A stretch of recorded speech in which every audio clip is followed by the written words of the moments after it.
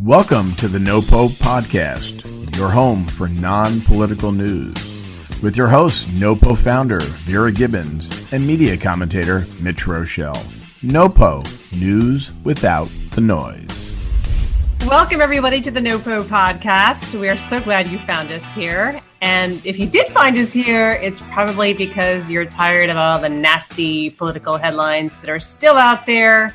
You're probably looking for other news. And if that's you, you're in the right place. So each week, we look for the best mix of non-political news headlines. Our mission is to bring you content for conversation, not animosity. I'm Vera Gibbons, and I'm joined by my co-hosts, Mitch Roschelle and John Iannuzzi. Welcome, everyone. I hope you had a nice, happy, safe Thanksgiving, despite the circumstances. Hello, guys. Yeah, and it's days later, and I still have tons of leftovers. John, we're not going to include you per se in this part of the conversation because we know you're a vegan, so your leftovers are different and probably have a very short shelf life. But I'm curious what your guys' take is on eating leftovers, because it's now several days and I still have about 10 pounds of turkey that was unconsumed. I refuse to acknowledge the fact that we were going to have a limited crowd. We only had 9, and I basically cooked for 25 regardless. So we had 4 at my table, and we had a very small, casual gathering, no leftovers, which is good because I can't stand leftovers. I can't stand the way leftovers look. I don't like the smell. I don't like everything in little containers all sealed up and looks like mishmash. And really just the smell of leftovers bothers me. Vera and I are on the same page. I want to throw out the Tupperware. And I'll have you know, Mitch, vegan product lasts just as long as your turkey. No, it probably lasts longer, probably. I would say that there's less things that could decompose. After 3 days, though, Let's stay on leftovers for a second. So if you order Chinese food, let's say, and you have leftover, Vera, do you keep the leftovers of Chinese food? I don't really eat Chinese food, but I would keep the leftovers, and then the next day I would toss the leftovers. I keep the leftovers because I think, I'll have this tomorrow. Like I'll go to Bricktops here in town or to some of the other places, and I'll bring home like half a piece of salmon thinking I'll put it on a salad tomorrow. No, it just goes right into the trash the next morning. But because I'm frugal, I bring it home thinking I will eat this tomorrow. Never happens. All right. John, you order in a vegan pizza and have to go pick it up, unfortunately. You pick it up, but you're still bringing in. You have a couple of slices left over. Do you keep the vegan pizza? That particular product, yes. Chinese, absolutely not. All right. So vegan pizza will stay. Interesting. Do you go full? Have it for breakfast. Vegan pizza for breakfast is not offensive. Do you go cauliflower crust on the pizza just to be? If I'm lucky. Pretty good. It is pretty good. Just the consistency of anything left over, it just changes, and it's just gross. I can't. I'm sorry, I just can't do it. I'm with you. Mitch, did you want me to read some of these bombs on YouTube that were sent my way? I'm so glad, John, that you actually listened to our podcast, because we did promise our listeners last week that you would read some of the shrapnel that you took from listeners. So John's having a swig of water. Having a swig of water. So the first one was after our first episode, and this gentleman said that on Prime Day he got a refurbished iPhone 10 to replace his broken 6, and tofu is awful, John. Yucky. Then 3 weeks later, vegan Thanksgiving, communist. I hope that's not political. Then you promise chocolate, you better deliver, and not vegan chocolate. So, I mean, people are obviously, they can't just leave it alone and can't accept my dietary restrictions. And I don't understand. I've never commented on YouTube about someone's diet ever. Have you ever commented on YouTube about anything? Sure. All right. I found there's a guy in Norilsk, Russia, which is the farthest reaches of Siberia. And I like to go on his channel every now and again and see how they're, how is a closed off place in the farthest reaches of Siberia dealing with the pandemic. And they're dealing with it basically the same way we are, which is kind of scary. But the point is, I chat all the time with this guy. I love YouTube. It's a great way to communicate. Well, there you have it. And we hope and we welcome feedback of all kinds, whether it be on iTunes, YouTube, smoke signals, letters, whatever, Buzzsprout. email. I'd never even heard of Buzzsprout before John put us up there. But great platform. Yeah. So I was on Fox on Thanksgiving Day with Charles Payne, who was he was one of my early subscribers to the NoPo newsletter. So hopefully he'll subscribe to the podcast now. But I was talking holiday sales and how good they're expected to be. So the National Retail Federation came out with the numbers, so showing that sales could be up, as much as 5.2% higher than last year. So we're talking potentially 760 billion in sales. Very good, defying expectations that it was all doom and gloom. But we've got a very strong stock market. Home values are rising. We've got a record personal savings rate. And we're not spending on travel and entertainment. That's all been sidelined. So we are spending like drunken sailors, and we're spending an awful lot of money online. E-commerce is just killing it. What's very interesting about the retail sales is on Thanksgiving Day, we had a record amount of purchasing online on Thanksgiving Day. It was up 22% year over year, $5.1 billion. This is according to Adobe. But here's the interesting nugget. Half of that e-commerce took place on smartphones. So if you think about the transformation, we didn't just go from people shopping digitally from the terrestrial way we used to shop in stores, but we fast forwarded to the future, and now people are doing half of that. So 2.6 billion with a B worth of transactions on Thanksgiving Day on people's phones while they were watching terrible football. And speaking of football, later in the program, we have a NFL 16 season veteran coming on. So a little plug for football. But I guess that's what happens when you don't have I wonder if it's because on Thanksgiving, people had less folks in their home, so they had a little bit more free time.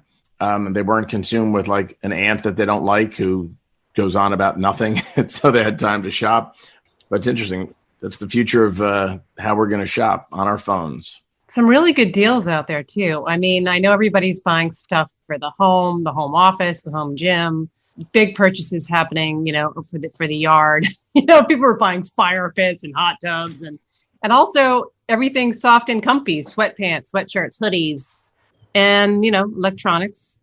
The video game consoles from Sony and Microsoft, can't even find them except maybe in the secondary market. So people are shopping till they're dropping. It really started when the pandemic started because everybody was going on Amazon buying all sorts of stuff from like weighted blankets to supplements to sneakers.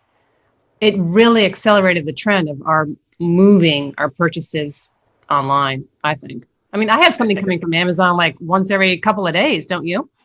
And we do. There's a pile of boxes in front of my door. By the way, a little plug for somebody else's product, but the comedian Sebastian Maniscalco does a unboxing of his wife's Amazon purchases, and he does it on Facebook Live.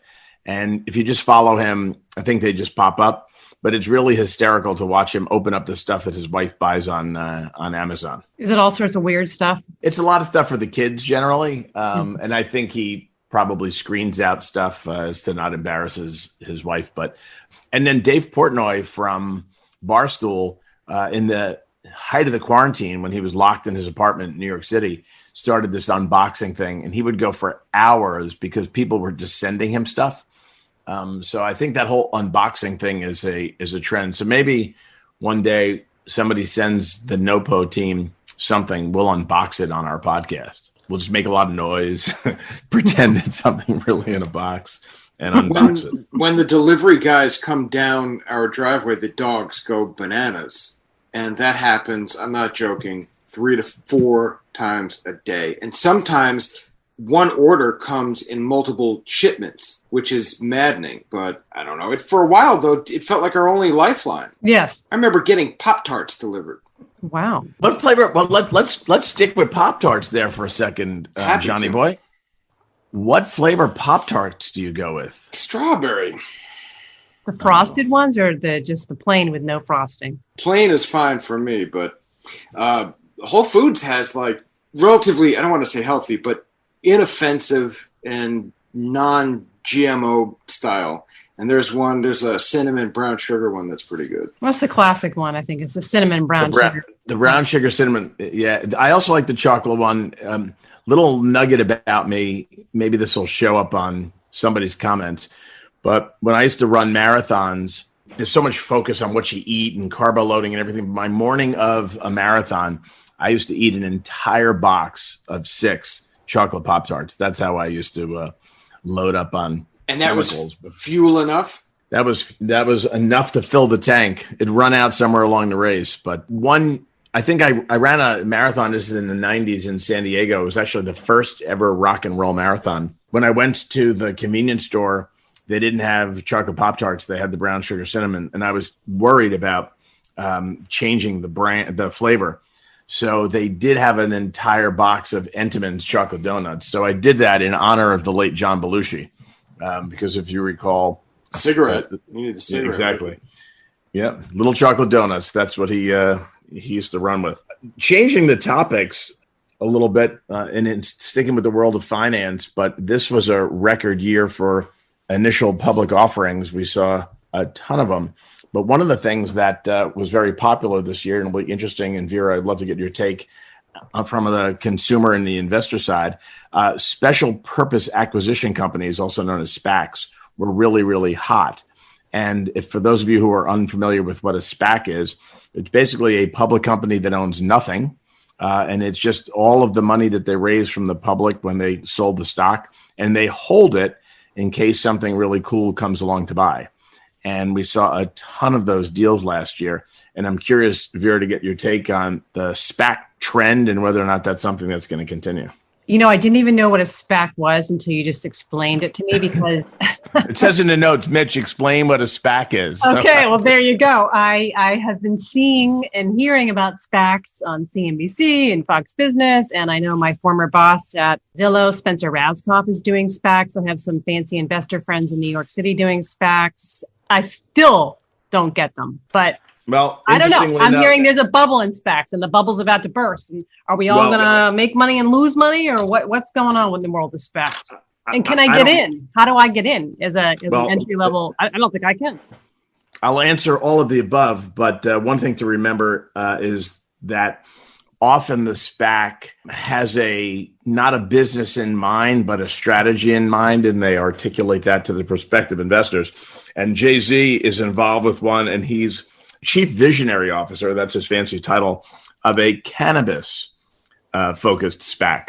Now, I'm thinking that a cannabis focused SPAC is probably just going to buy a lot of junk food, right? They're just going to raise $1 billion for the market and just buy a lot of junk food. Salty stuff. A lot of snacks, because like Pop-Tarts. We'll go back to the Pop-Tarts, Cheech and Chong themed SPAC. You can obviously buy them after they go public, getting in on day one.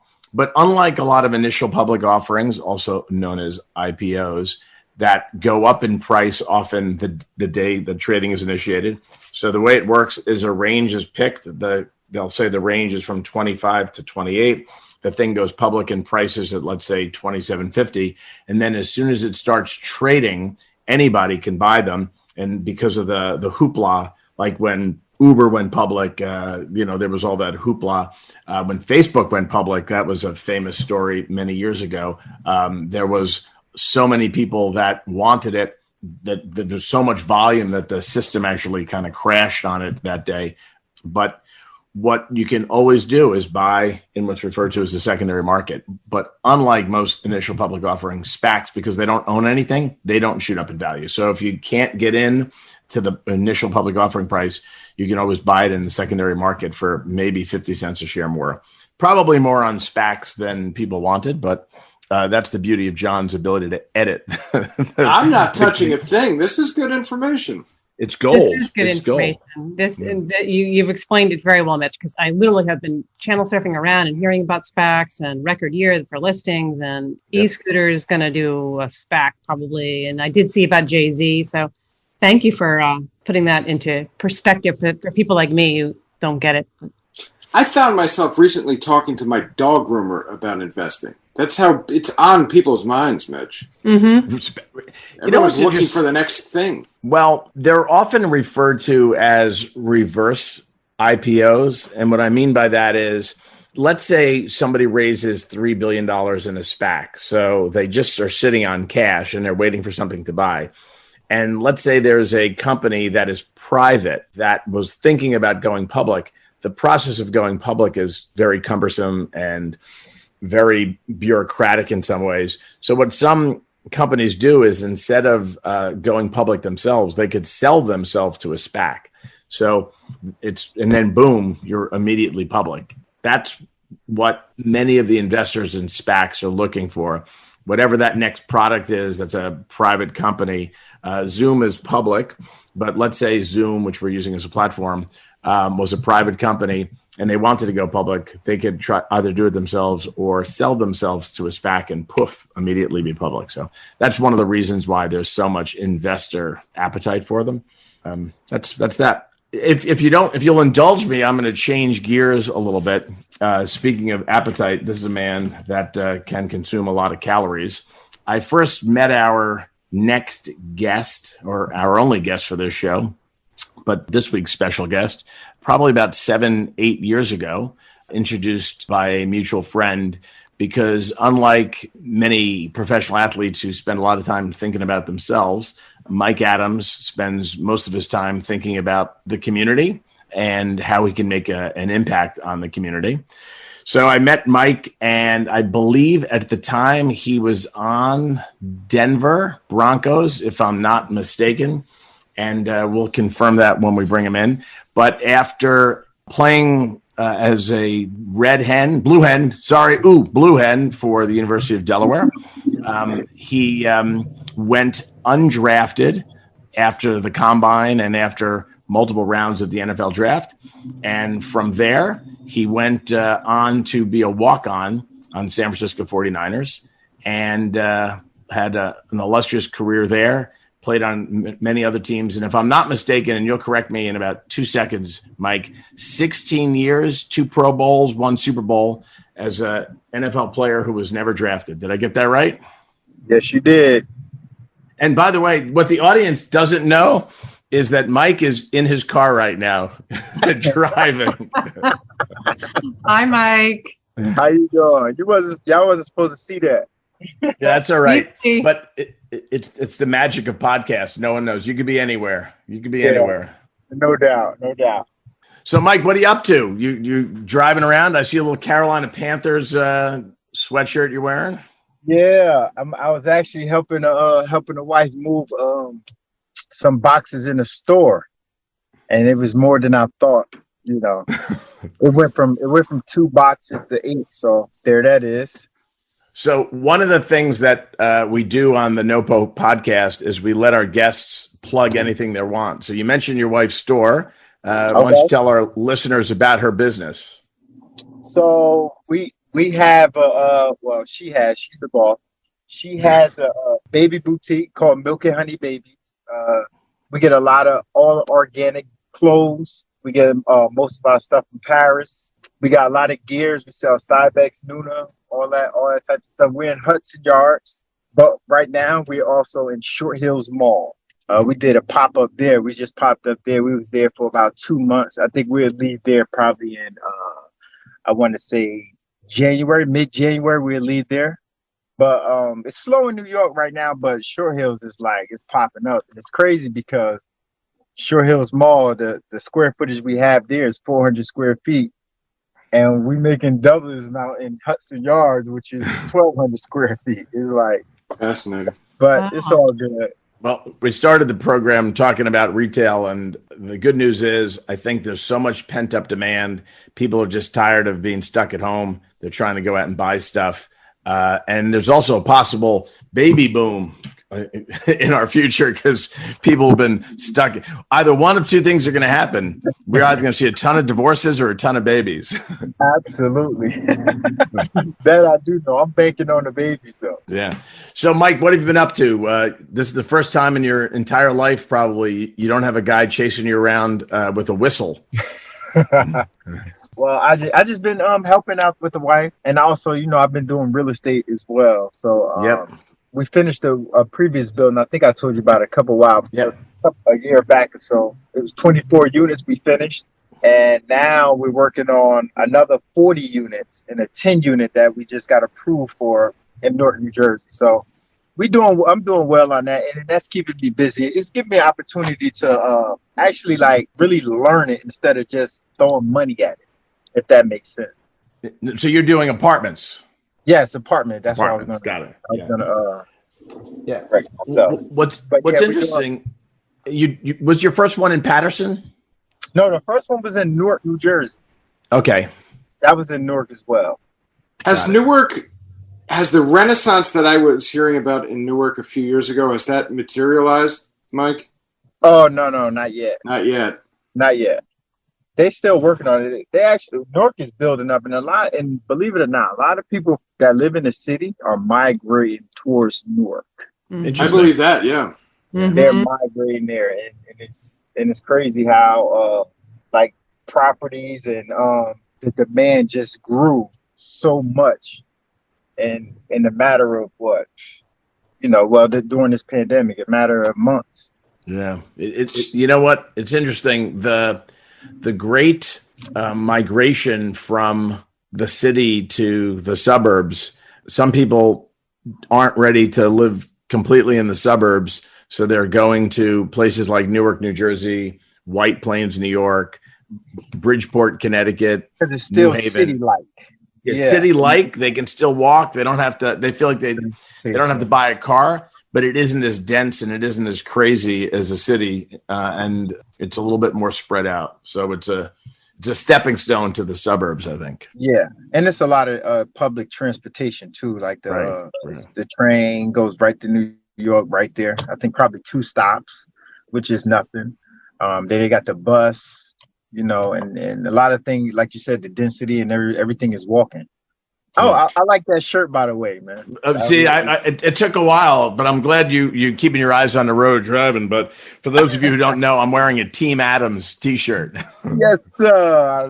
I love it. So the back story on the T-shirt is for Mike. How many years did you put that camp on for kids? Oh, man. I was doing it 15 years. I didn't do it my first year, but I ended up doing it every year after that. So 15 years I've been doing a free football camp for the kids of Patterson, New Jersey. But it wasn't just Patterson. You can come from anywhere and go and participate. It was free. Amongst that, I always did a back to school drive. I did free haircuts. I did free haircuts for the young men. I did free hairdos for the young ladies, and probably 100 a piece. It was 100 a piece. And what else I would do? Turkey drives. I gave away a lot of turkeys. I did a coat drive. I try to do a lot of stuff in the community because, especially the community I grew up in, because, I know how it is not to have and not to have anyone come back and give nothing, so I understand from both perspectives now. So I have no problem donating my time and money to support others and help out others. You're a busy guy. You're a busy guy. What are you doing to stay sane during the pandemic? Because I do my biking thing. Mitch does his golf. John, I don't know what he does. He makes tofu at home. I chase my 2-year-old around. By the way, we are right in the wheelhouse for your wife's business. Yeah, we are your consumer target. All right, no doubt. Just let me know. I'll give you that discount, especially with that shirt. You will need it. Three times now. No, but I'm actually working out a little bit. I actually took probably like 2.5 months off, and I didn't lift a weight. I didn't run. I just wanted to just lay there and just get a bare belly. A dad bod. Yeah, it was because like Mitch was saying, it was the first time like I really just got to sit down and not really do anything. So the pandemic, it was kind of a blessing in disguise for me, to have me like, sit down somewhere, just relax for a moment. But right now I'm getting back into working out. I'm getting back into not lifting weights. I'm not going to a gym. I got a little pull-up bar at my house, and I do pull-ups, push-ups, dips, and do some abs. And that's it. I'm not running anywhere, though. My greatest fear right now is for 16 years, I'm going to knock on wood, I haven't had surgery and I haven't had a major injury. And just my luck, I go out there running or playing basketball, I get hurt doing something just for fun. And I didn't get hurt in 16 years. So I'm staying away from the running. No, I wanted to talk football for a minute if we had it. I was waiting for that. So, listen, I love the Detroit Lions. I enjoy watching them at 1 o'clock, 12:30 every Thanksgiving. But everyone in the room yesterday was kind of like, enough of this. Is it time to move the Lions out of that time slot? The game was really bad. Both games were really bad yesterday. Yeah, but Detroit wasn't really good for a long time. But they always put up a fight on Thanksgiving. You can always count on that. And you can go all the way back to the Barry Sanders days, where everybody was glued to the television because they knew, who was playing. Emmitt Smith versus Barry Sanders. Or it was the Redskins, or, it was always a good matchup. But you might be right. I might have to agree with you on this one, John, because they haven't been – I thought it was going to be competitive in the beginning, though. They came down. Adrian Peterson scored the first touchdown, made it 7-0. Then he scored again, made it 14-14. Then it was 20-14. Then they just gave it up. It was over after that. But I might have to agree with you. Do a lot of people watch that game, Mitch? I'm assuming they get Well, I think the ratings for the NFL have been dropping in the last couple of years. I suspect yesterday they were probably a little higher and then fell off when the games weren't very exciting because I think more people were home. And the ratings are a little deceiving because a lot of people have them on in the background. And it's just sort of, you have a fireplace going with a fire. You have football on in the back room from 12:30 to probably about 7:30 p.m. Eastern time. And, some people would be hard-pressed to ask them the score when the games aren't exciting. Mike, did you ever play in one of the Thanksgiving games in your 16 years? No, I haven't. Did I? No. Wow. Actually, I think I did when I was with the Colts. I played against the Pittsburgh Steelers. I think I did. And we got beat pretty bad, though. that one wasn't fun. So I've always wanted to know this. I'm sorry. Do you wait then to have Thanksgiving dinner with your family until the next day? It depends on what time your game slot is. Usually if your game is at 1 o'clock, you got the 1 o'clock game, you're happy because now you can get up, play, get it over with. Now you can eat and chill for the rest of the day and watch the rest of the game. But if you got the last game, it's like, do I want to eat before this game? So you almost have to celebrate it either the day before or the following day or after the game, for that matter. Mm-hmm. So everybody on Thanksgiving, I know for a fact, fights for that first game, that 1 o'clock game. I have memories of John Madden and the crew on Thanksgiving Day with that big turkey in front of them on the set. My favorite Mike Adams moment, though, was watching him, not only because Mike was a safety and a strong safety throughout his career, not only watching him pick off a quarterback, but he picked off Tom Brady for a pick six, and meaning he picked it off and Mike scored the touchdown. And I still have that clip on my phone because when Mike's in the end zone, team's following him, them celebrating, then the camera pans back to Brady's face, and it's the absolute look of disgust on his face. And as a football fan and a Patriots hater, to me, the look on Tom Brady's face was worth $1 million. That play right there, honestly, was one of the best plays of my career. I never forget. I loved it, but to this day, every time I saw Tom Brady, like we played against him or whatever, he always showed me love, and we always talked. So he's a real humble dude, cool dude. But I did get him. You did get him twice in that game, actually. That's right. You had two picks in that game. One was a pick six, and we won't talk about the fact that the Colts played the Patriots on a game that was very cold, and the ball felt a little bit less inflated than not. But we won't talk about that either. We'll leave that one out. That's borderline political. Yeah. So before we let you go, Mike, real quick, you've got a podcast yourself. And as I said, the beauty of the NoPo podcast is we let all of our friends and guests plug away. So tell the audience a little bit about your podcast and where to find it. So my podcast, Be a Pro podcast, I've been working on it for about 2-3 weeks. And I've been just trying to come up with ideas and write down strategies and on how I can be different, And during my whole career, and I explained this on a podcast, like, because I did one where I'm just ranting. I'm just going on. I'm just talking. And Be a Pro, it came in when I was in Denver. Someone told me to be a pro because I was scrambling to get some tickets. And it was Friday. And, you're supposed to hand your tickets in a long time ago. He was like, come on, be a pro. And I took that and I took it as though, come on, be a professional at whatever you do. Like, tickets supposed to be in early, get it in early. Like, and then I adopted that in Indianapolis. When I went to Indy, it's like somebody would come in late. I'm like, come on, be a pro. Get here on time. Come on, you ain't study your film? Be a pro. And that's where I adopted it from. Right now I'm on IG. I'm on Spotify. I'll be on Spotify, Apple, YouTube. So it'll be so you can either listen or you can either see it. I got a couple guests that I'm sure people will love. I already talked to Champ Bailey. I got coaches as well, John Fox, Plexico Burrs. I got a lot of people. It's gonna be fun. All right. So Be a Pro. Find it on any of your devices. Just go into iTunes or go into Spotify, go into YouTube, type in the search bar Be a Pro and Mike Adams, and you'll find his podcast. Yep. Or follow me on IG at Be a Pro.